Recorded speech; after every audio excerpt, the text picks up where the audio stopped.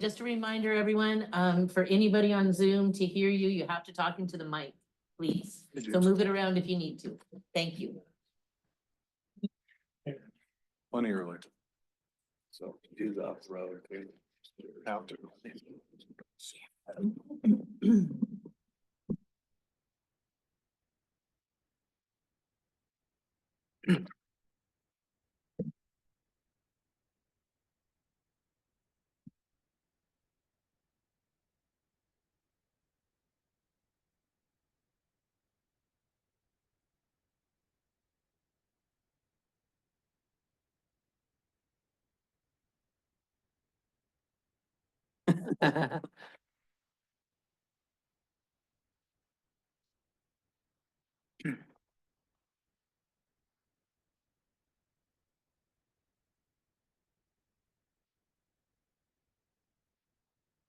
Does everybody have their phone muted?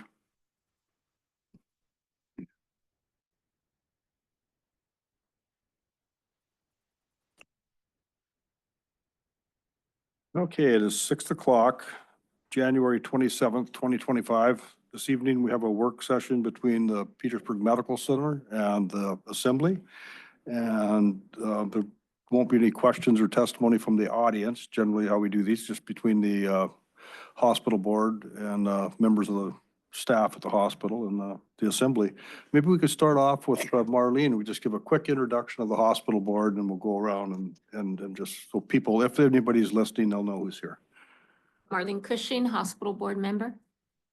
Jim Roberts, hospital board member. Kim Simbahan, hospital board member. Heather Khan, hospital board member. Cindy Lagadakis, hospital board member. Jason McCormick, Chief Financial Officer. Bill Hofstadter, CEO. Bob Lynn, Assembly member. James Valentine, assembly member. Donna Marsh, assembly member. Mark Jensen, Borough Mayor. Rob Schwartz, Assembly member. Jay Stanton Gregor, assembly member. Okay, thanks everybody for coming in with the introductions being done. I'm looking at the agenda. I think we'll just start with Mr. Hofstadter and maybe just go over the agenda. And if any of the assembly members have questions at any point, does that, or the hospital board members, that seem right? Just raise your hand or. Yeah, no, that sounds good. It's pretty open. I'm happy to go over the agenda and provide a overview of each one of the items. And we can either go past those pretty quickly or, do a deep dive in any one of these. We have subject matter experts here as well. So, whatever the assembly wishes and whatever the board wishes. However it comes out. Yeah, that's right. Right. All right. So first thing is, this is pretty similar to the agenda from last year, where I just provide a strategic plan overview, go over some of our key pillars, some of the operational performance, real high level. Jason will provide a short presentation on the financial performance overview. Again, happy to go into any one of these as a deep dive if we need to. And then with the remainder of the time, really focusing on the new building development, construction, the current phase of where we are with the work building, and then lastly, talking about some of the funding strategies going forward. So with that, I'll move on to the next slide here. I always like to do a mission, vision, and values. Our mission is the excellence in healthcare services and the promotion of wellness in our community. And we remain committed to the excellence in healthcare and responsive to community needs by being the best place for patients to receive care, employees to work, and physicians to practice medicine. And of course, our values are professionalism, dignity, integrity, teamwork, and quality. So I'd like to always review those in case I forget. Strategic plan, we basically just have 5 pillars that we kind of focus on. We review these each year at our manager or leadership retreat with the board and get an overview. We have patient-centered care, workforce wellness, community engagement, financial wellness, and of course the facility. So those are our 5 pillars. And we'll just kind of start with our operational performance in the last year. So one of the things I want to of course, workforce is a major component. We couldn't do anything without our staff. But one of the areas I'd like to maybe just pause a little bit and hand this out is this year, maybe this is sort of new. There's a firm that Alaska Hospital and Healthcare Association has provided a really great information on the Alaska healthcare workforce analysis. It's really about the economic impact to, would you mind passing these out to? I made some copies. This is not a PMC. This is not developed from PMC. However, you will see employees from PMC on there because the person who put it together in Juneau was asking for photos, and I happened to send a whole bunch from PMC, so we're all over it, so it's great. It's very good information related to economic impact to the community. So I thought I would just kind of go over and touch upon some of those related to our workforce and the economic impact to Petersburg. And so just at a high level, we have the healthcare industry in the United States is pretty significant. It's 17% of the GDP, and it's grown substantially. And this is 2023 data. 10%, almost 11% of employed individuals work in healthcare in the U.S., and the largest sector of that is in nursing. And those translate to Alaska as well, Alaska specific. These are sort of pie charts. Again, I think it's sort of very, very fine reading before you go to bed at night. But basically, 13% of healthcare earnings is at the top of the pie chart, as well as almost reflective of the national data. Almost 11% of the jobs in Alaska are healthcare related.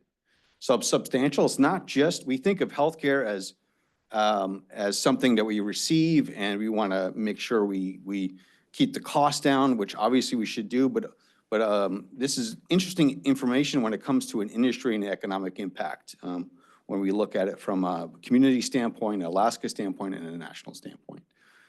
And you can see that the total jobs in the market in Alaska, again, the biggest is nursing, and it's one of the highest in the U.S. as far as annual healthcare wage.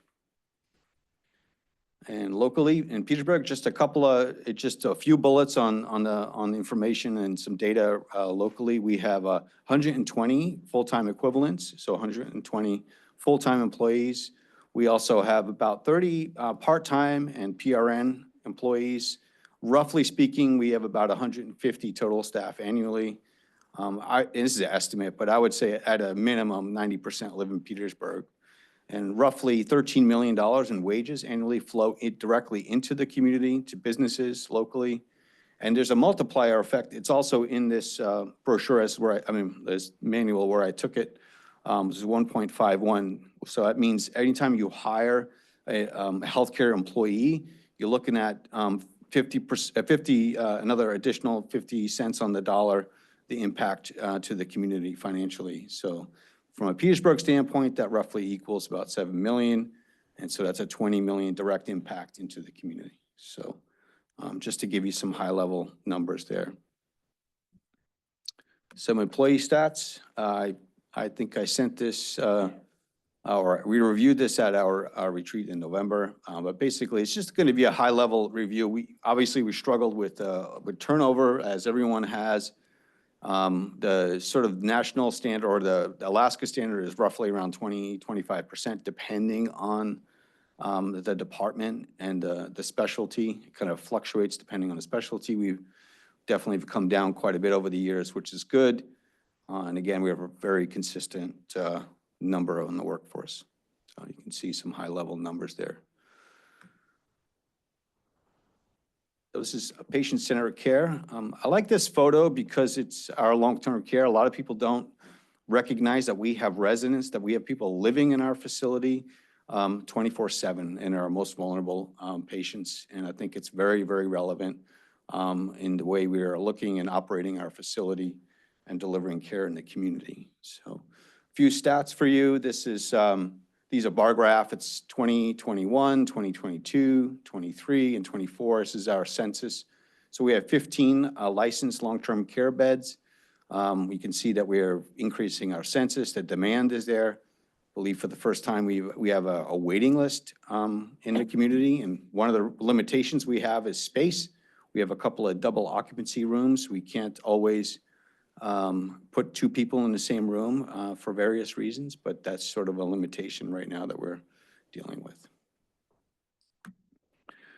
Inpatient, in the last year, we've probably seen, there's always spikes, peaks and valleys when it comes to inpatient ER. Those are unpredictable things. However, in the past year, you could see that those high bullets have been our inpatient census, and there's just been, from a continuous standpoint, it's been the most that we've seen in a very, very long time. So it's been very busy in our inpatient unit in the past 1, 2, 3, 4, 5, 6, 7, 8 months. It's kind of come down a little bit now, but that's a pretty substantial amount. And then this is our clinic. It kind of encompasses our volumes in the clinic, but also it does includes imaging and lab as well. But you can see our volumes are increasing in specialties. This also includes our specialties. But our volumes are increasing quite a bit in the last 3 years across the board. A lot of that's related to our full-time medical staff, which very fortunate to have. It's one of the, I think one of the few organizations, especially in rural, that has a full medical staff without a locum or a contractor. So feel very fortunate to have that. Beyond the facility, we are working hard on our specialties. This has been a significant challenge. It's been one of our biggest priorities in getting specialties here, especially clinics and also scope clinics here. We have optometry coming very periodically. Dr. Kapp has been excellent. She's here right now, actually, this week. Dermatology, Cameron French has come periodically. He's been very popular with visits. Our scope clinic is not doing as well. We're working really hard. We signed a contract with Search, but we have not had continuous supply of providers, so that's been definitely a struggle. We're working on sole sourcing, working with orthopedics and individual surgeons. It seems like it's a little bit easier to work with people individually as opposed to organizations. So sort of the strategy we're working through.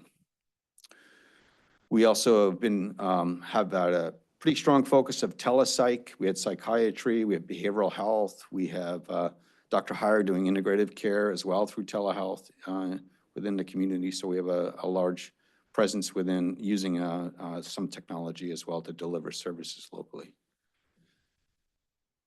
Community engagement. So these are just some highlights. We're very active in the community. I feel like this has been a strong focus of ours to really get services and understanding and engaging the community, kind of looking at it from a way of getting our arms out into the community so that people are aware of what services we have, provide prevention opportunities, provide education and training.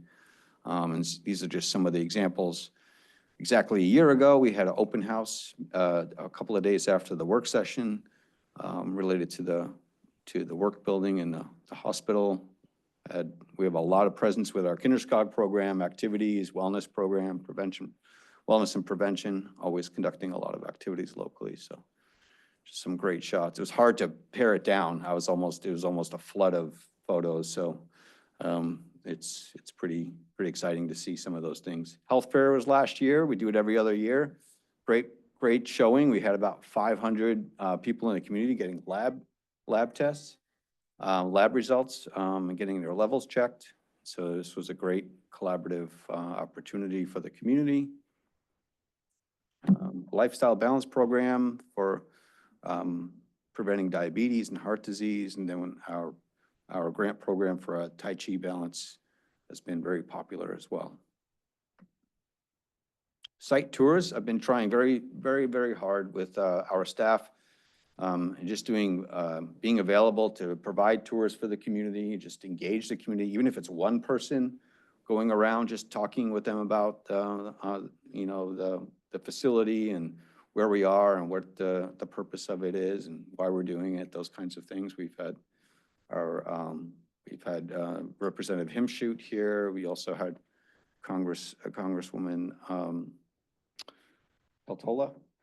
It's been, and so we're working with just getting information to everywhere we can and engaging the community this way. It's a great group up there. Les is just a fantastic superintendent. He's there in the lower part where it's talking to Peltola. He's very good at providing some of the tours and very open, so.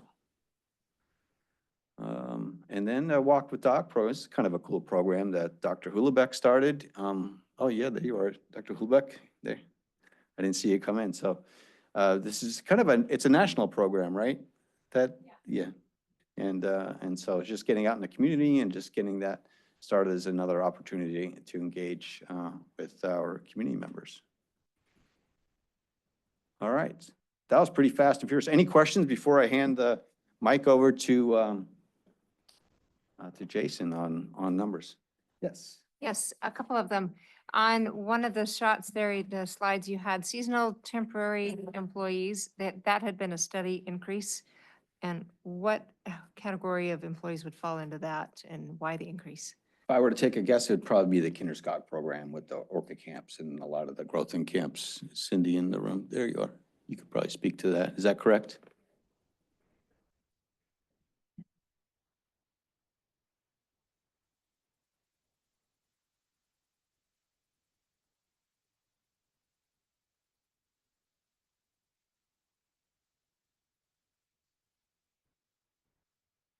Yeah, I forgot about the youth So, program. That was good. Locum tenens. Locums, but also the Orca program, the youth programs, yeah. But our, was that the high school program that we? She needs to go to a mic, please. Okay.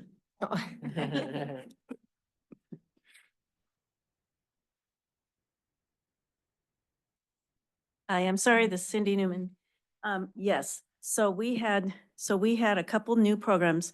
The Kinderskog really expanded this last summer. And then also we had a youth intern program for youth. And when I say youth, minors 15 to 17 years old. And then I do have a second one. Yep. Long-term care has 15 beds and with the wait list, of those on the wait list, how many are from out of town? Or do we know how many reside there who were formerly from out of town? Do we have any from out of town? I think we have some from Wrangell. Oh, Helen's there. Right now, the wait list is we have a swing bed program, so we can have long-term care, level of care folks in our hospital. So we have 2 there right now. Well, one is going to be long-term care, level of care soon. So they're kind of on that side until they can go into long-term care. So a wait list of 1, 2. 2. Okay, so it's not like you've got half a dozen people waiting to get in there. Correct. Okay, That's correct. and then those from out of town, is there a way to, anybody who wants to have long-term care at PMC is able to do that?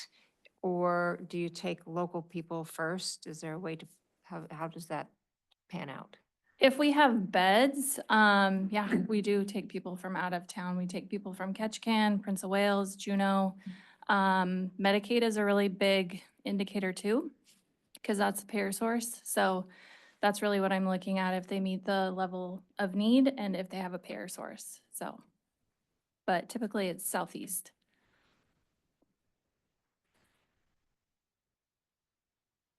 Questions, anybody? Thanks, Helen. All right, Jason, you're up. Wanted to just go through some of the financial trends that have occurred over COVID. You know, the events of the last 5 years have just never happened before in healthcare, creating all kinds of disruption on the clinical side of healthcare as well as on the financial side. Do you all have a copy of this in front of you, or are you trying to see off the board? Seeing off the board, so you want me to try to increase that? We can increase the size so that it's maybe take financial performance side, but I'll just kind of speak to it as we go through while he's trying to adjust that. But listen for some of the numbers here. So just, this starts in 2019, and our total operating revenues at that time was about 16,404,000. And then it increased by, actually it went down for our patient-centered care in 2020 with the commencement of COVID, but we began to receive some provider relief funding. So it went up about 11% in total, but down for patient care. 2021, patient care went up about 4%. We had a little bit of increase in patient volumes, but continued to receive provider relief funding. So we reached 24,346,000 in 2021. 2022, our volumes went up again and our charges a little bit. So we hit 16,700,000. And with provider relief funding, we hit 20 million. And then in 2021, 2023, a fairly substantial increase in patient volumes. And we'll talk about it here in just a minute. For Medicare and for Medicaid, the hospital's reimbursed on what we call a cost report. And that process is about 2 years behind. And so with the increased costs that began in 2020 and 2021, they finally start to catch up in 2023, providing us additional compensations. And so we hit $23 million as an organization in terms of total operating revenues. And then here in 2024, we'll be presenting the audit later this week. We hit 24 million. So 24 million for 2024. So a substantial increase in revenues over this period of time, mainly driven by our cost-based reimbursement that it lags by a year or two, but it keeps up with inflation. It's very important.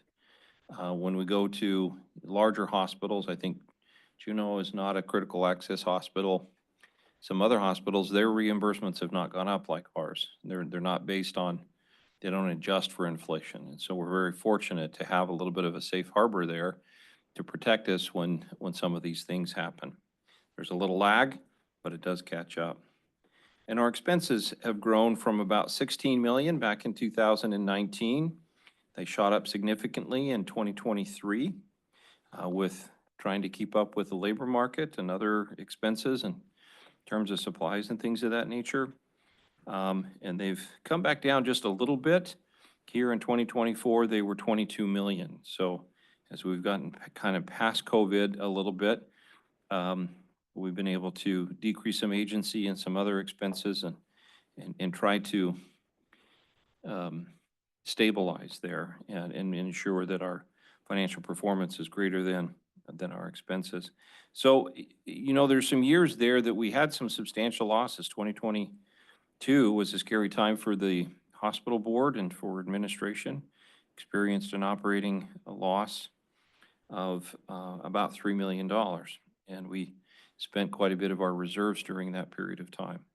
We're grateful that through the course of these events, other provider relief funding and things of that nature have come about. And we have, in total, over this 6-year period of time, made a total of $3 million, 156,000, or on average, about $500,000 in actual surplus per year. What's currently going on is if we look at the bottom line in our audited financial statements, this past 2 years, we began to receive some capital grants for the planning of the building in 2023, and then here in 2024, the construction of the work building. And that has provided capital grants to reaching as high as $8,780,000. So just to kind of sum that up, as we know, small hospitals in rural America are able to access an important program called the Critical Access Hospital Program. And it provides cost-based reimbursement. And then also in the state of Alaska, the Medicaid program is paid on a cost-based reimbursed. And it's a way of ensuring that we can remain in existence. They share in our losses, basically, but they also share in our gains. So when we have a a very profitable year, Medicare gets to keep a piece of that. Because we're not truly paid like a traditional business where we set our charges based on the market or whatever, and we manage our costs low and create a profit. We're reimbursed on our costs, and then we have a few extra little programs that provide us with a little bit of a surplus. Interesting thing. If you can move forward to the next one.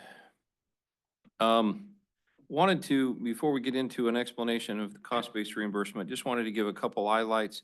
You know, we've gone over these numbers and what does that mean? How do we compare to other hospitals across Alaska and other hospitals across the United States? Are we doing as well as they are? So can't quite see it there, but I'll call it out. The total margin for Petersburg in 2024 was 5.27. For Alaska hospitals of our same size, critical access hospitals, was 5.96, so just a little bit better than ours. For the United States, across the United States was 3.88, so we were just a little bit more profitable than most hospitals. Operating margin, ours was 4.3% or 4.3, Alaska 3.63, and the United States was 3.15, so doing okay there. Return on equity, our number sounds good, 7.5, compared to Alaska, 4.98, and US median 6. But the reason for that is we don't have a lot of debt, and our building for the most part is paid for, and so it's easy to have a strong return on equity. So, current ratio, we're struggling a little bit with some of our immediate cash flows. One of our biggest initiatives that we're working on this year is to insource our business office. We have been contracted with a company out of Spokane and tried to work with them to meet our expectations or industry standards. Just didn't come about, so we gave notice. And here, the 1st of March, we will be totally responsible for billing and collecting on insurance claims with our staff. And that we look forward to a recovery over the following 6 months, getting down to industry standards. But as a result, our current ratio is a little lower than what other hospitals are, 2.15 for Alaska and 3.4 for the US median. A couple other statistics, we'll get you some slides, but just wanted to point out, you know, we are doing very well. Everything that you can see up there in green, I know you can't really see what the numbers are or the titles, but you can see if it's green, we're doing better than the state and better than the United States. There's only a couple of areas where we're trying to improve things. One is being the outpatient payer mix and a couple of those things. Then we'll go on to the next slide. This is trying to explain cost-based reimbursement because it's very important as we're considering this major capital project that we're working on, the construction of a new hospital. What does that mean? It's, you know, most people in the community have asked questions and are worried about, well, you got a new building, you know, different square footage and all that. How are you going to pay for your bills and everything when you get in there? How does that work? And luckily, like I said, 60 to 70% of our reimbursements come from Medicare and Medicaid. And this is a sample of how Medicare processes the cost report. What it says there is, take, for example, last year, our costs were $22 million to operate the hospital. And if Medicare, if the volume of patients and the revenues that we generate or bill out, 50% of them are with Medicare, then basically Medicare says, well, we're responsible to pay for 50% of that. We've committed to pay for 50% of your costs on an annual basis. There is a little bit of a caveat for something they call sweet sequestration. So they cut that a little bit, so we really get 98% of bill charge, or 98% of our costs. And so when we finalize the cost report, in this scenario, we would be paid $10,780,000 from Medicare. Medicaid has their other program. I'll explain that in just a minute. And then commercial insurance, they tend to pay 95% of bill charges. And we have different programs to help self-pay people. And that's how we pay for the organization. But the key here is if you don't spend it, they don't pay you for it. And it's typical for most organizations over time. The building gets old, You know, we act in a frugal manner, things of that nature. And so our reimbursements decline because we effectively manage the organization. Sounds odd, huh? But that's the way it is. And it can become difficult when you have a very old building to be financially viable because you don't have depreciation expense flowing through the cost report. So by building the new building up here, we're adding about $27 million in capital expenses to be depreciated over a 20-year period of time. So that's about $1,350,000 that we will record in depreciation each year. And Medicare will pay for about 80% of that, 70, 80% of that. So we'll get a check through the cost report, about $1 million. Now, the important thing to remember here is, but wait, we paid for the building with a grant. Why are you paying me again for the building? It's the way it works. Depreciation is an expense. It flows through the cost report and we get paid for it even though we paid for it in another way. This is how we avoid, as a small hospital, having to have some kind of a tax support from the community. So it's so important for us to be able to move forward, build the rest of the building, be able to depreciate that over the next 20, 30 years, and come up with the tax funds we need through the Medicare and Medicaid program versus a small community having to shoulder that. Last slide for me. Medicaid has a similar cost report process, which they pay for inpatient care on a per diem basis, a daily basis, outpatient services on a percentage of billed charges, and nursing home services on a daily basis. Every 4 years, they look at our costs, they determine a rate, and then between those 4 years, they do an inflation increase. So in 2022, they looked at our costs for 2022 and they increased our reimbursements in 2024 by 23%, because I showed you that trend where the increase, we saw a significant increase in costs around 2022 and 2023, the decrease in patient volume. So that led to them paying us more. And so that happens every 4 years. And so for them as well, we build this new building up there, and in 2026, they'll look at our costs and that depreciation will flow through and they'll increase our reimbursements for that. And that will help us as well. So the key to being successful, exactly what Phil has put up there as our strategic plan. And I would say number one, healthcare comes down to a relationship. It comes down to having the right staff. And we have a high performing healthcare system here because we have an excellent team to do it. Great physicians, great nurses, techs, department managers, everybody trying to do their best with the resources they have. And it shows. The hard part of healthcare is that you have to provide a little bit of everything. You know, all the services you would see in a big hospital, actually in big hospitals, they wouldn't do the diversity of healthcare that we do. You know, we do nursing home services and all of the diagnostics, and our doctors are expected not only to work in the clinic, but round in the emergency department and the inpatient unit, and even maybe do some minor procedures and things. Everybody is doing a little bit of everything. And to have that level of expertise is challenging. And I'm always so impressed with professionals that work in rural healthcare, and especially up here.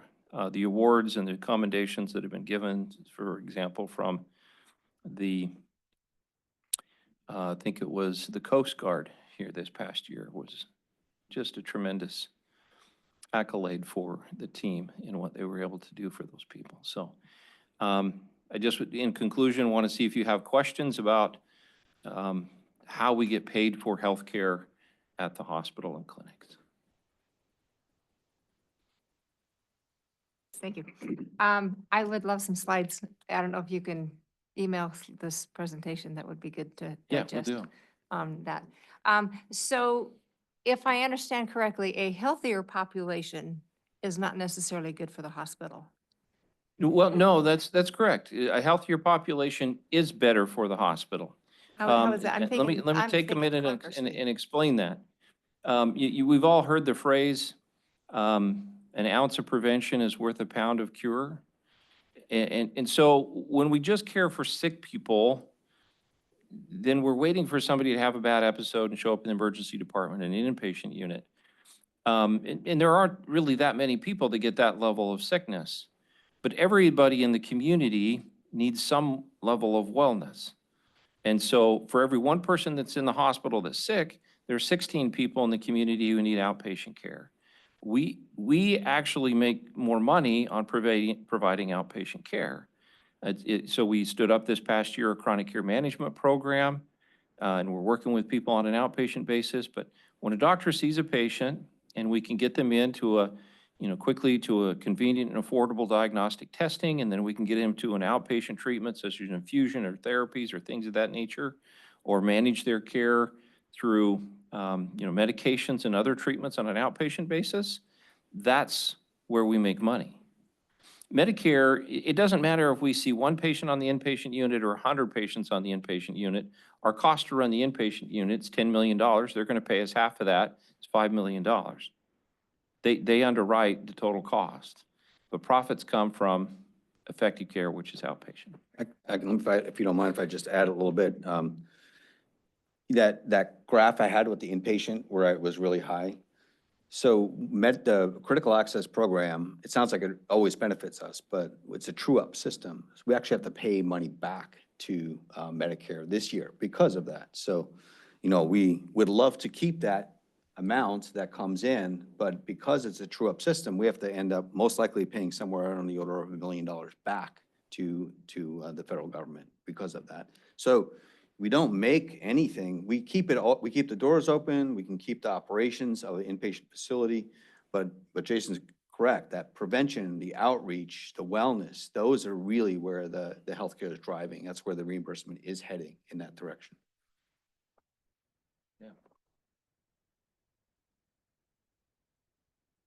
Jason, just for the folks here, your background, you and I have talked about that, but you got a long background in healthcare and where you come from. Go over a little bit of that for us, will you please? Sure. I've been working in healthcare for over 30 years.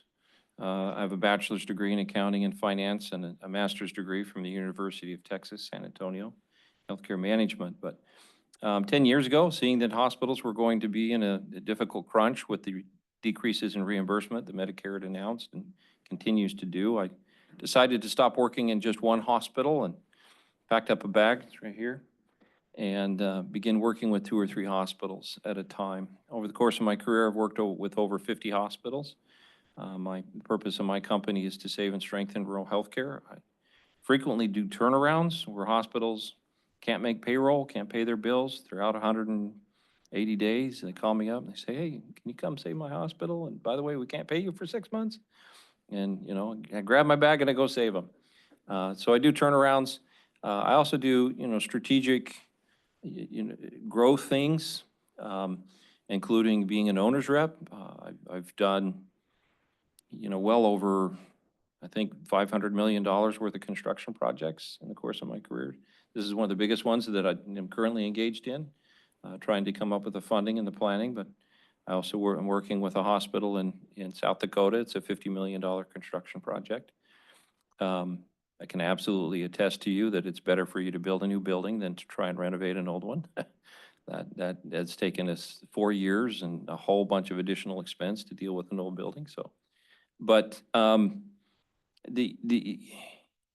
by working with multiple hospitals at the same time, 2 or 3, it exposes me to what is the best practice right now, and I can share that. And I'm constantly sharing things with Phil's. Hey, did you see this grant, or are you aware about that program, or did you understand this piece of the Medicare? And can bring more resources to the organization and do it at a lower cost. I obviously am not a full-time salary. I'm a partial salary, and that's how I charge less, but bring more expertise to an organization. And you hear me say all the time, you'll always hear me say it, because we truly do, not only in the organization, but I really enjoy the people in the finance department. And I count the finance department to not only be, Joel and Sarah, but, Jill and Matt and Carrie over in the business office. And there's a big, long list. And even Justin Wetzel, who's building the building, he's awesome to work with. There's a lot of people who we share a common value of trying to find an economical way to provide quality and affordable health care, and we're doing it. Mayor, can I follow up on something? Yeah, just. Thank you. Go Making ahead. sure. It was just a clarifier from Member Marsh, listening to that presentation, and maybe I missed something. I was wondering if you could elaborate on what you heard from Jason that gave the impression that healthy people are bad for the hospital. Oh, 'Cause yeah, that's- sure. I kind of got lost on that a little bit. Yeah, let's see, I think I made a start point. Please. With the 60-70% costs covered by Medicare with regular insurance paying what they do. I think it was It's- like 50% of the patients that come in that were Medicare beneficiaries, right? Yeah, the model, it? which doesn't exactly match our performance, it's just a model to try and explain the concept of how a cost base, just to make the math. So in that model, I said 50% of our patient volumes and revenues were for Medicare, then they would pay basically for 50% of the costs, minus the holdback that the federal government's imposed for sequestration. Okay, yeah, thank you. I appreciate that follow-up there, Member Stan Gregor. You want people to walk through the door, essentially. You know, I fell and hurt my wrist on the ice, and I actually did, and I walked through that door. But you want people to continually to come in, to feel welcome enough or needy enough for care that they're going to walk through the door, because every time somebody does, whether they're self-pay or Medicare or Medicaid, you're going to extract, they're going to pay something. So you want, it's a Yes. business model. At the same token, you want people to come to your grocery store or your theater or whatever you've got. You want people to come in and patronize your business. So I think the same thing would apply for the hospital. It is very true. When you think of a business that it produces a profit because the revenues, the volumes exceed the break-even point. And healthcare has a very fixed break-even point. You have a large building, you have a fixed staff, you've got all this equipment. And in order to produce a profit, you have to provide enough care that your revenues exceed that break-even point. But none of us, from either a clinical perspective or a financial perspective, want to see the horrible emergency department visits or inpatient visits. We want to provide healthy care, not sick care. And that's where we do the preventative work. Let me just give you an example. The reason why I'm passionate about this work is because of my mother. She was an entrepreneur, owned a dry cleaning business, was a seamstress, couldn't afford insurance, was a smoker, grew up in a bad time in healthcare or in the world, asbestos everywhere, nuclear testing in Nevada, and we lived in Utah. So she's 48 years old. All of a sudden her lung collapses. She'd been going to a doctor for years. Come to find out she had a tumor and it blocked off her lung, and by the end of the summer she passed away. Hospitals don't make money off of dead patients. They make money because people come in and they get tested for things, and we find disease processes early on and we manage them in our chronic care management program. That's where we have successes clinically. That's where we have successes financially. We can produce a profit off of an x-ray. We don't really produce a profit off of an inpatient stay because it's so expensive to do that. And usually by the time people get there, the self-pay people and that, they can't pay for it anyway. They don't pay for it. We send so many of those accounts to bad debt. So it's always better for us to find patients early in a disease process and test, diagnose them, and then treat them at a stage that's early and one that's affordable for them to fix.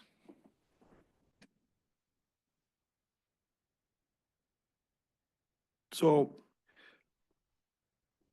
how's it looking for the future funding of the new facility? The work building's covered, correct? Yeah, if you don't mind, I can move on to the next couple of slides. And then I'll have, Okay, so we're not. Yeah, Okay. And I have another question. So, this is kind of a hypothetical thing and it affects everybody in the country, I'm sure, but if the cost-based reimbursement, if our expenses are 20 million or whatever, and we could add depreciation if we had a new building, what if they quit using that model? I mean, are all the hospitals gonna not be able to afford to stay in business? I mean, just who knows with the change in administration in DC every 4 years, you know, I guess we're all in the same boat, and no matter what facet of life we're in, right? But Yes, certainly, you know, the federal government has been worried about for some time, the baby boomers, they are in retirement, they're starting to use more Medicare. The most expensive time for the Medicare Trust Fund will be when they start using nursing homes. And so they continue to try to adjust reimbursements and change programs and things of that nature. That's why they're pushing the wellness programs, as I just talked about. But the critical access program that I've described is only for small hospitals. You have to be under 25 beds. You have to be in a remote location. Larger hospitals are paid on a fee schedule. They're cutting their reimbursement. Now, luckily, over the years, the cost-based reimbursement goes back to the 1960s. There was a time when Medicare kind of pushed a new program. It's called DRGs. It happened in the 90s, and a lot of hospitals went bankrupt. And so they came back with the critical access hospital program. Medicare can change anything at any time because they write the rules. But we have found over the years and working and studying and being in rural healthcare that in general, in particular, the Senate favors rural communities, and they want to ensure that they're viable, and they really support the critical access hospital program. And so we anticipate little tweaks here and there. They change interpretations on minor little things, but the overall program, it was reinstituted in year 2000, and it's continues to be in place. I don't see it going away. There's been no discussion of it going away through the next 10 years. Medicare, for the most part, has announced what they're going to do over the next 10 years as they continue to try and keep the Medicare Trust Fund solvent. But most of it actually has to deal with cuts and reimbursements to physicians. questions at this point? Yeah, we might have to jump ahead a little bit. Justin, are you on? And then we'll just gotta talk about the new facility. Yeah, I'm here.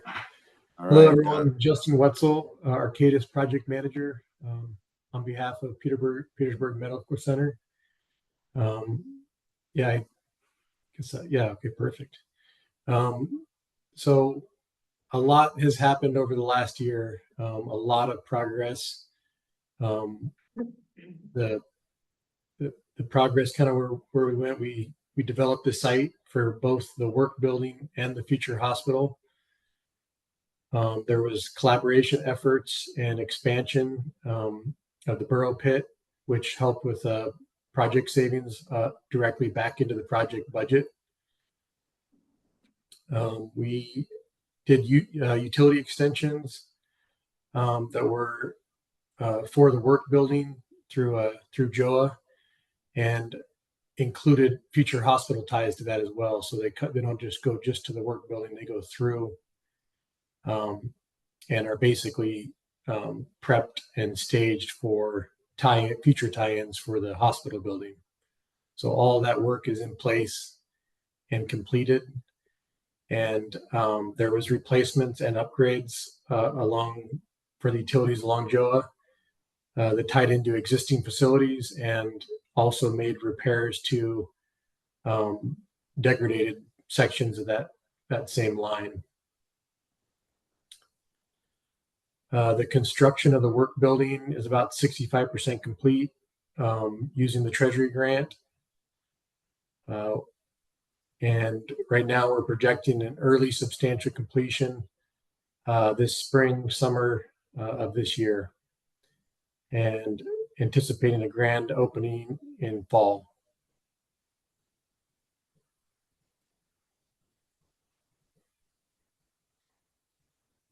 All right, the work building, the MRI addition is going to enhance the healthcare capacity of Petersburg by allowing that, scanning to be able to be done versus flying out.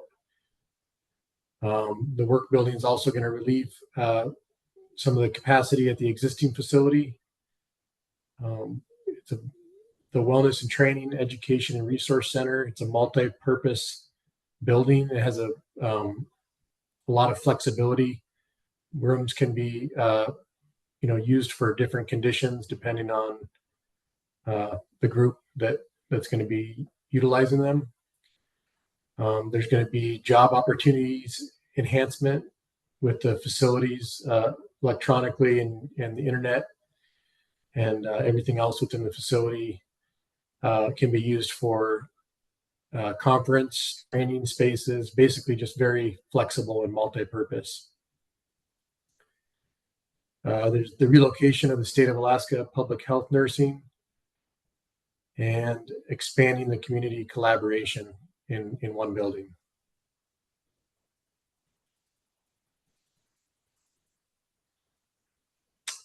Energy efficient construction. So this new structure, this new build is utilizing enhanced insulation values, both in the interior, exterior walls, and on the exterior of the building itself in the cladding. So basically this allows for incredible heat retention within the building. So as the heat's produced, instead of a lot of the traditional construction commercially, where it's kind of dissipated through the exterior walls and the roof, with this type of construction, it's retained and held inside the building for a long period of time, which essentially reduces the demand on the mechanical system and electrical consumption and everything else that comes along with that. Mechanically, the building's using heat pumps and other efficient equipment, which is going to be also another factor for reducing operating costs, and also lowers maintenance too. The less mechanical systems used to heat the building, the less often it requires maintenance because it's not running all the time. When compared to the existing hospital facility, there's at least somewhere between a 20 and 30% more efficient system. So basically all of the electrical and mechanical systems are used 20 to 30% less, and all of those costs go down as well to match that. LED lighting, reduced energy consumption, and they last for a lot longer also. So it's another reduced maintenance cost.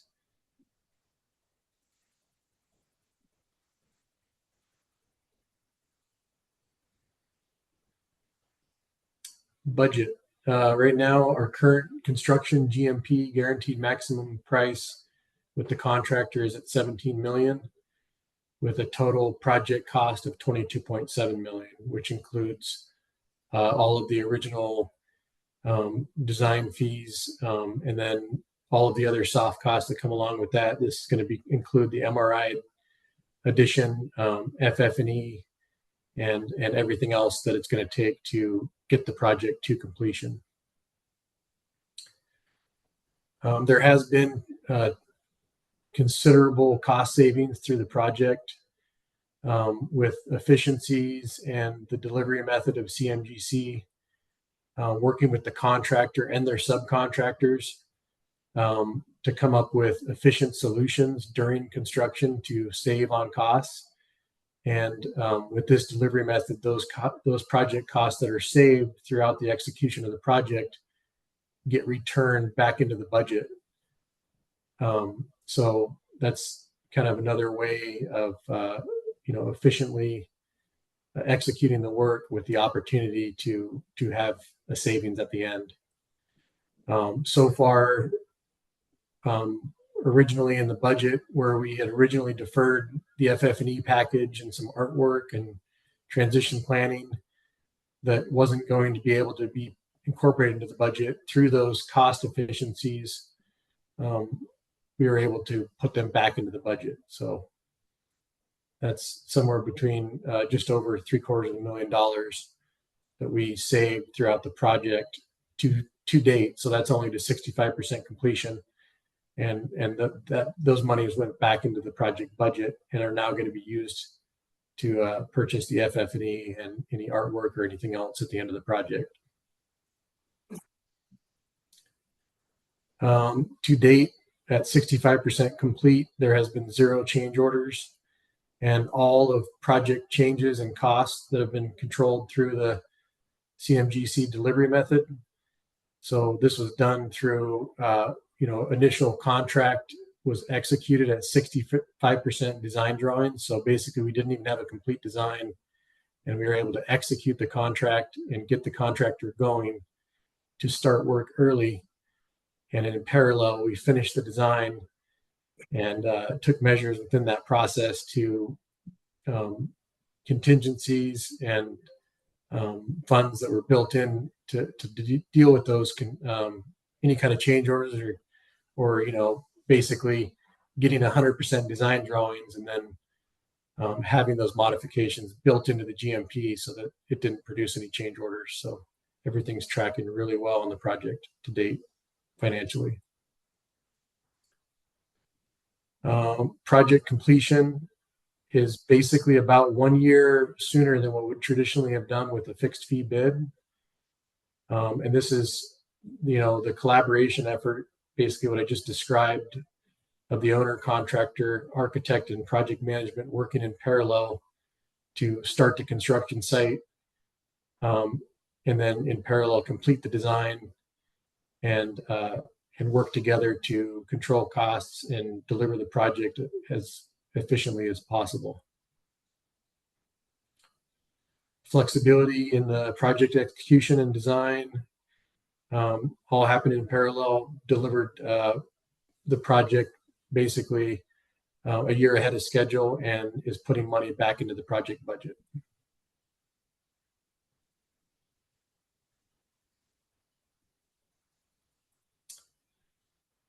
So next phases for the new hospital build, to make an advance on the new hospital, the securement of $65 million, and with the 3% increase per year to get a fully funded project would be the most ideal situation. There is an alternative method to secure the funding in a phased manner, and that would be to secure $35 million to build the core and shell. That would be basically the foundation, the exterior, the skin, the roof, and all the core components of the building to have a mechanical system fully functional with heat and electricity. And then another $32 million grant to be able to do the interior build out, basically all of the interior construction and finishes and everything, including the equipment package. So funding dependent, right now we are currently at a 35% design drawing. So that's a schematic design. It shows the architectural intent of the building, and it shows the early mechanical, electrical, plumbing schematic design that basically outlines the mechanical and electrical intent. And what would need to be moved to 100% design drawings or construction drawings would be an advancement from 35 to 65%, and then eventually from 65% to 100% construction drawings. So funding dependent, if that were to, if we were able to secure the funding now, then it's possible that those construction drawings could be complete by the spring of 2026. That would be kind of best case scenario. And kind of as I outlined here with a couple different options, depending on the delivery method and the ability to have a complete construction drawing set, construction could potentially start in 2026. That would be being pretty aggressive with even the design and the delivery method. Most likely spring of 2027. In that scenario, occupancy, depending on the phased and delivery method, would be 2028, most likely 2029 before that project would be completed.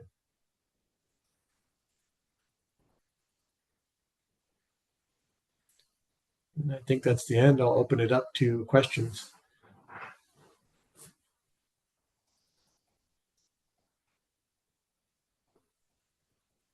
At this point, Phil, is there any bright light on financing or? Yeah, let me just jump ahead. I mean, again, I want to make sure we touch. Yeah, well, I think we're running out of runway here too. So, yeah, so this last slide here is sort of where we're at funding wise, and really the strategy that I've been kind of working on since. So just kind of pull back from day one, coming into here, looking at the path forward for a new facility. It's a huge heavy lift. You know, how do we even, possibly manage something like that? When we looked at our master plan, we evaluated whether we could renovate and demo and build on the facility. And that the cost, number one, there's two problems with that. One, the cost ends up being higher than the total cost ends up being higher than if you built a new green space or a new facility or a new site. And the second thing is you can't in a rural facility close services down as you're building. It's just not possible. And plus we have residents that live there 24/7. So those are like three things that just make it nearly impossible to do. You can do it, but as Jason's saying, it's really, you're going to end up, you're shooting yourself in the foot down the line. And so by having us go up the hill in order to do that, we have the runway, we have time, but not a lot of time. And so the goal is really, what are these phases that we can piece together to keep the momentum going?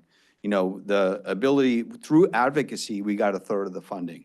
So advocacy on where to get the next funding is vital and critical. Senator Murkowski put in $8 million initial to get the ball rolling. The Department of Treasury and the state, through the state, provided $20 million. Again, Senator Murkowski put in $3 million. Those are not released funds yet. They're still tied up in this last round. But again, it shows the support of a federal partner, federal delegation on this. The importance of going to the state on at least securing a portion of that. We missed a year last year, which is unfortunate because we wanted to get the designs done, the architectural plans done, which the $3 million probably could account for that to get to the 65 and a 100% design would be really nice to be able to pull that forward in keeping the momentum going. So the goal is really to keep that momentum going. We don't have a path or a specific allocation or a fund at the federal or the state level related to hospitals. They don't exist. And so our options are really limited. Taxpayer bonds, it's not possible. We don't have the bond authority. We didn't even have the bond capacity to do that even if we wanted to. Even if it's I don't even know if a revenue bond would be possible. So really moving the path forward for advocacy is priority number one. And again, the goal for me is just not to incur debt. We don't want it. This phased approach allows us to not incur debt. And at each phase is sort of a logical endpoint. So right now we have enough funding to get the work building complete and operational. It's not ideal. I don't want 2 campuses, but we can do it. And we can open up and we'll have staffing in there and we'll have a service and we'll have public health up there. And we'll be able to then expand a little bit on our existing facility until we get funding moving forward. The big thing I have some, that gives me heartburn is the existing facility is so end of life and so beyond that, I don't know when a core component will fail.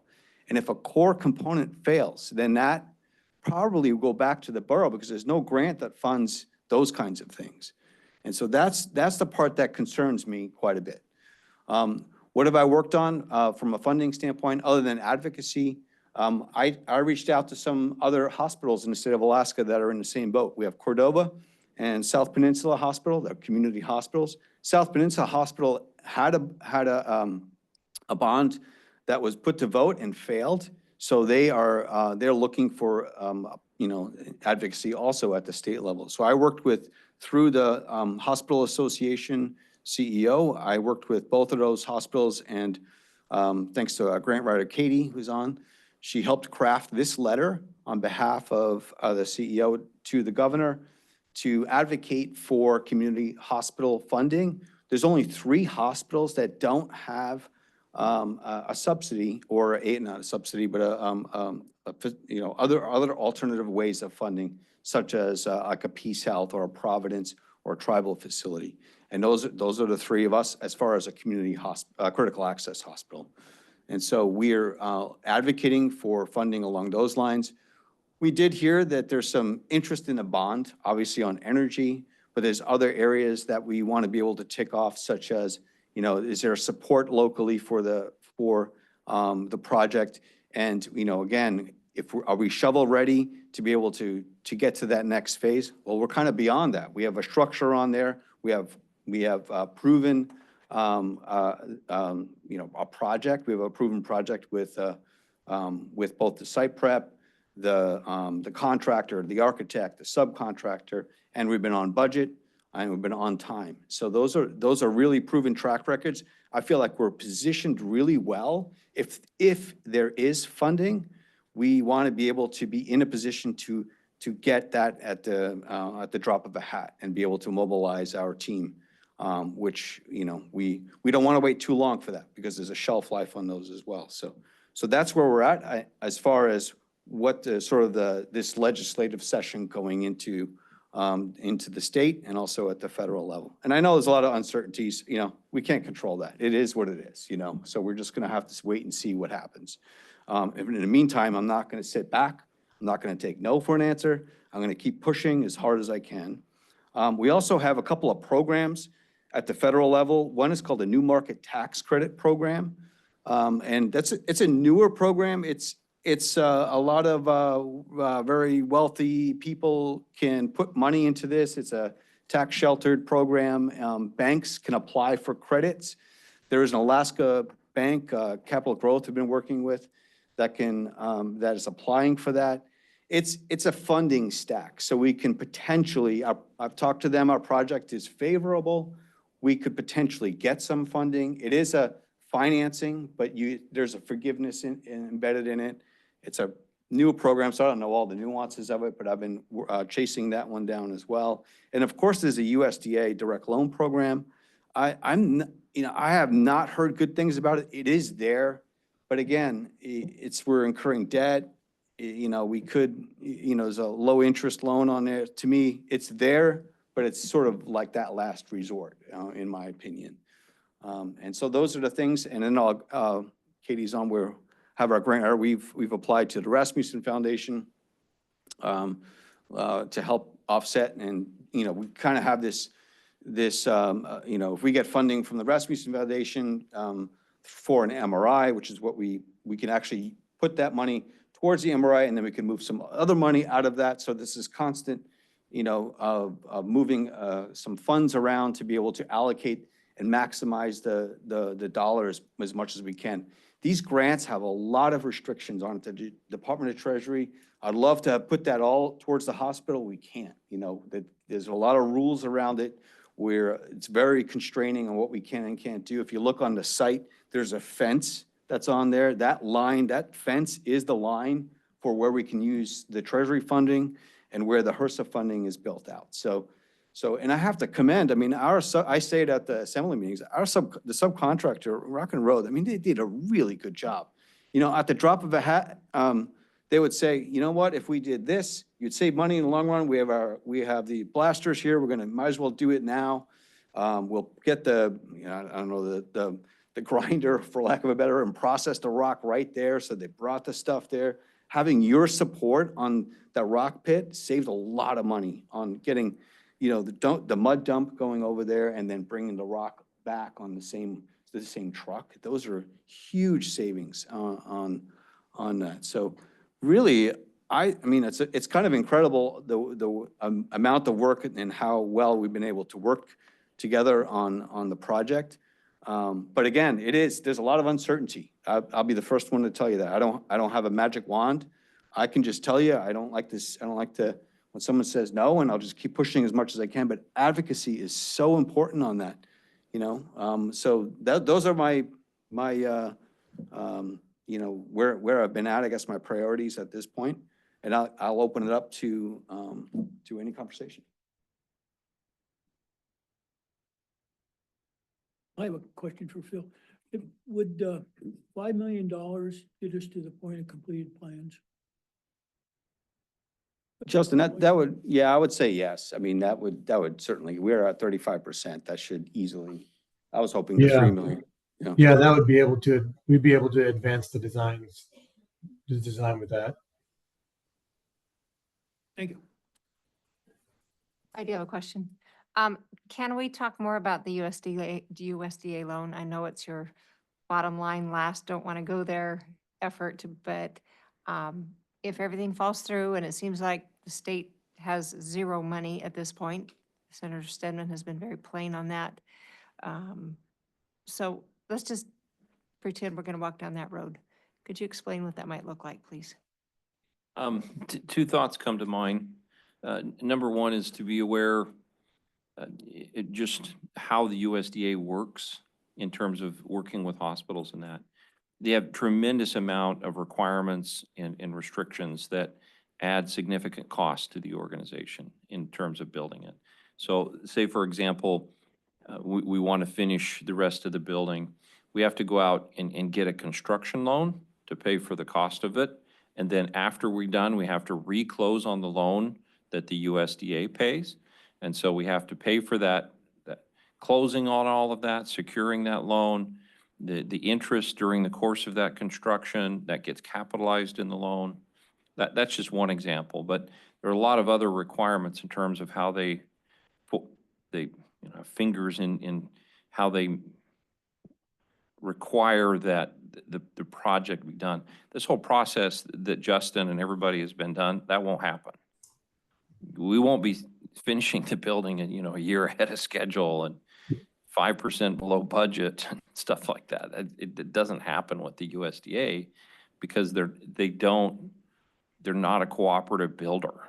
They require it to be a design, bid, build. You design it, you finalize all your plans, you go out to market, you bid it, and then you have them come in and build it, and then you sue their butt off. That's what happens in the USDA. Working on a project right now in South Dakota, started in the middle of COVID. It's a year beyond budget or a year beyond schedule, and 2,500 or about $2.5 million over budget. Mainly, I mean, I can't blame USDA for all of that. It was just a bad time to build with Ukraine war starting and just the long lead times. But the worst part, the thing that really made it bad, and it relates to your project, is the board said, we really want to renovate our old building. And so we start renovating the building, and we had the set of plans that were created because we had to have a set of plans, and it was based on what we thought was in the wall. But then you tear apart the wall, you get in there, and you realize nothing is what you thought. Everything is in a worse state. So you shut down the project for 2 months while they redesign it and then rebid it.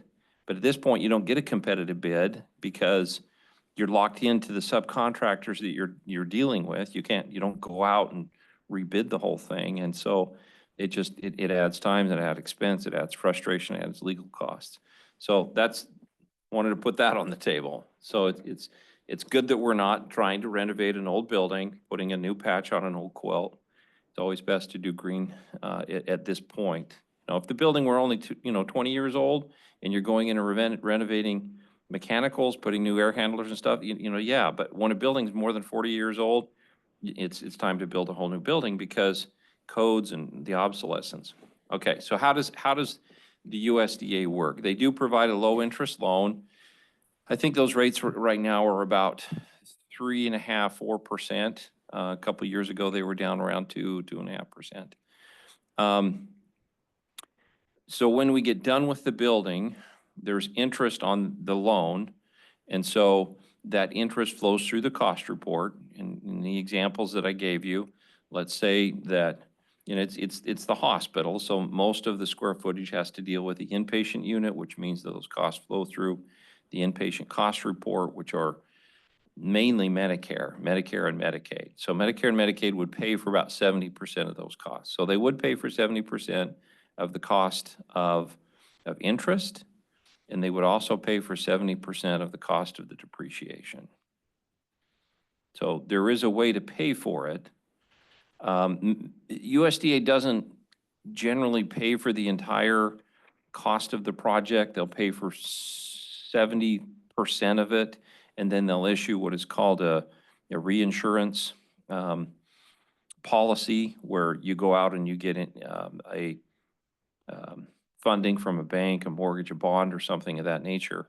And they secure it, meaning that if we were to get into hard times, the USDA would pay that bank. So the bank gives a reasonably favorable rate, but it's not as low as the rate as the direct loan from the USDA. And so you've got all of these moving pieces and parts and different people that are involved. So it's very complicated. There are a lot of hospitals that they have no other choice. I think it's very wise for the board, for the borough, to take another year to see what this new administration is going to do and how it's going to favor or not favor rural health care. Republicans tend to favor rural health care and, you know, tend to favor oil production. And I think that sits well for Alaska. If we can have a good year of oil production, there might be some funds next year to contribute to it. I would like to see, I mean, if we absolutely had to do it with a loan, I would like to see that we could at least pay for 50% of the building with grants. We would need another. The lower the amounts, the 10 better. to 20. Yeah, I agree with that. Yeah. Steve, can you use the microphone? Sorry. Cindy, can I borrow your mic? You can borrow my mic. So just a couple of USDA questions. I haven't done one of their programs for a lot of years. What's the term on their, they used to be real flexible on the term. They'd push it out almost as long as you'd need it. Is that still the case? Yeah, I've seen some loans go out 40 years, that 30 years is usually, you know, yeah, you can go out a long period of time, but, you know, from a finance perspective, I would not advise that. You know, the cost-based reimbursement, you're going to depreciate it over 20 years. You don't want to have a term of repayment 40 years because you're going to run out of money being paid by the federal government to pay it off. That's, I wondered, but, and then the second was USDA used to do grant loan combinations. Do they still do that? I did a large not to this size, but a project with them, and they ended up spending about 35% of it was grant money. The rest we had to go through the exact process you're talking about. Do they still do that? I haven't seen anything in the last, 5 to 10 years in terms of helping rural hospitals with a grant. There were some things that came out through COVID. There was upwards of $1 million for, some emergency issues with COVID. You could get some repairs and things done. There's currently a project we're looking into it. It's rural business development loan, or not loan, but grant, but I'm talking $500,000, nothing material for this. Wasn't sure. project. This was a huge water line project, and Yeah. we did get some significant grant money, but you're right about the loan stuff. It takes some work for sure. Yeah. No, I'm just trying to speak to the positives though, but the project that we are doing and completing will improve our financial statements because of the cost report will be expensive. So that will bode well. It also bodes well in terms of we have substantial equity in the project, so it will make it easier for us to potentially qualify for USDA. So I did want to point out, the positives as well as pointing out the drawbacks on it. Are there a lot of hospitals that find their way through it? Yeah, but I just have to say if we get to that point, it truly is, we're going to try and find everything else before we bring that to the table. But when you go into that, you basically just say, we agree to everything you expect of us. We will not contest you because they don't say anything. They just stop the project until you agree with them. And every time you stop the project, that's a delay. So it's frustrating. So here's the final thing that I would share on that. So I'm working with a facility down in southern Colorado, and they had built a building with USDA, and they built some additions on it, and they were doing well, just as we talked about. New hospitals tend to get all this depreciation, they get additional business because people stop going out of town, those kinds of things. So they'd done well, and they'd accumulated $30 million in their savings account. And they had, I think it was an $18 million USDA loan on the latest edition that they had for 40 years at 2.5% interest. And they got a letter this summer that said, we graduated your loan. Congratulations. You are now required to pay it off immediately. And they were given 90 days. Even though they had a 40-year term, they were informed that the USDA would no longer fund their project. And they're like, what? And they had to. They took the money out of their savings, and they did a new market tax credit, and they did private through a bank, and they paid off. They borrowed some money, but worst time, they went from a 2.5% interest rate to a 5% interest rate on that loan because the USDA doesn't care that the interest rates went up. They just decided that they wanted to conserve their funding for someone else. So is that an eye opener? It is, thank you. And to follow up, if we did go down that road, would it need voter approval? Yeah, I would, it qualifies for a financing. So initial application, probably not. I talked to the USDA about this but when it actually goes to a financing or a bank, we obviously would have to go to vote, yeah. And I would clarify that though, most people think when we're coming to the public that it's a general obligation bond and it would require the community to say, we're going to increase our tax base to pay for it. These are revenue bonds, and so they're paid for out of the profits of the organization. So it doesn't increase your taxes, but it does increase what we have to charge for healthcare. So it still gets paid for in one way or another. Most of it, once again, going through the cost report, but it still costs more. So then if we did have to go to a loan and we couldn't support ourselves in a revenue bond, and we default, just throwing out the worst case scenario, then the borough, who technically is gonna end up owning this facility like we do now, own the hospital, is that where we're at, Phil? I mean, do we? No, if you're in one of those situations and you go into default, especially with the USDA funding it, they come in and they help you through the process. They don't want to take over your hospital or things of that nature. So they usually have provisions in there that you have to bring in some consultants and you have to do a turnaround plan and things of that nature. But I've never seen a hospital where they took it over and sold it to another company. They sit down with the board and management and they figure out what needs to be done to get it fixed. So I can see where the benefit of 100% grant funded, and you have, as you Yeah. appreciate it, you get more money paid back, and Yeah. but so the more money you borrow, the less you're gonna get in cash back, or not knowing the proper terms. And the lower cost, like I said, on this project, we didn't have to take out a construction loan. We get a pay app, we submit it to the treasury, they pay us, we pay. And so we saved, probably $5 million in the course of the project just by how it was funded. Up to this point. Up to this Yeah. point, correct, yeah. And we're, what, a third of the way through? Third of the way, yeah.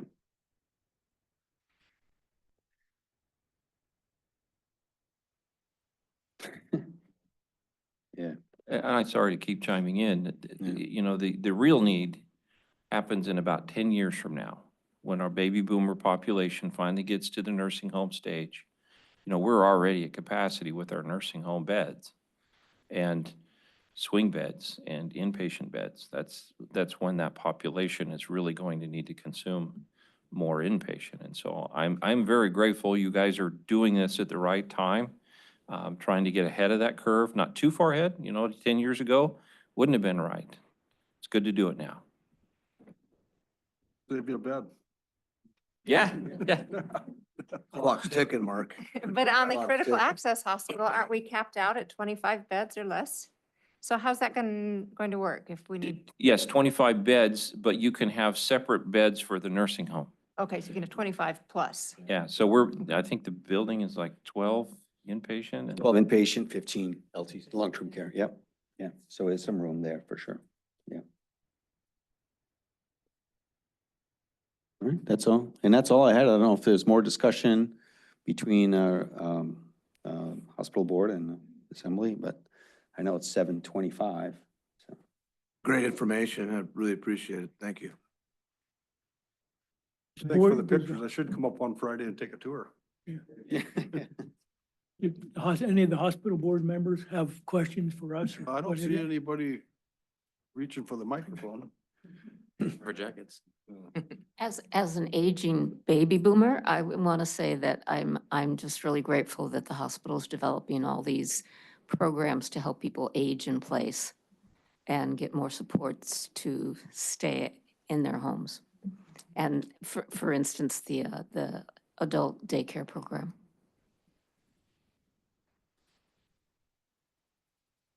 Better for the health, general health of the community, and it's also better for the hospital, right? You don't have the expenses if they're Yeah. in the hospital. And, And then we're not giving our funds to Wrangle or Sika. no. No. Well, maybe a big pile of money will fall out of the sky. I like your optimism. That's the way that's what we need. That's what we're hoping That's for. what we need. Yeah. Yeah.